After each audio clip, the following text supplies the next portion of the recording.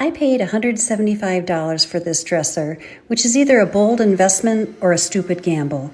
But look at her. This is a Drexel long dresser with that classic curved front, solid construction, and really, they just don't make them like this anymore. The only real issue were a few chipped veneer corners.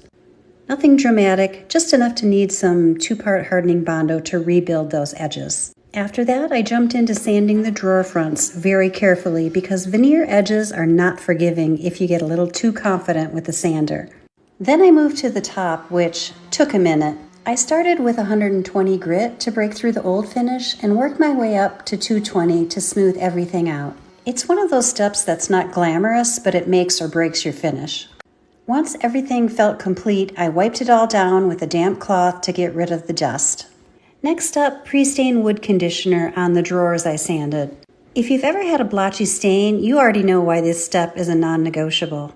After that, I hand-applied stain in American Walnut, which really brings out that depth and tone in the wood without feeling too heavy. I gave all of the drawer fronts one full coat and left it at that. Once it dried, I went back in with my furniture paints to blend all those Bondo repairs and sealed everything with a light spritz of shellac.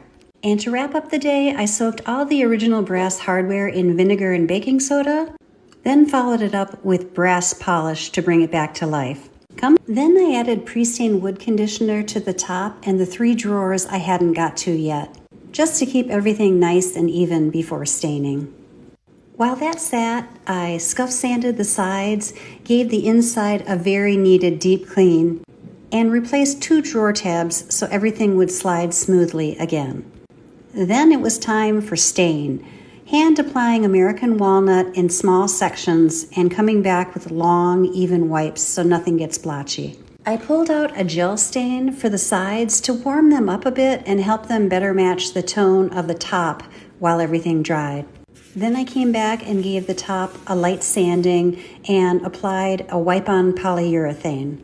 I let the polyurethane dry for a couple of hours, sanded again, and repeated.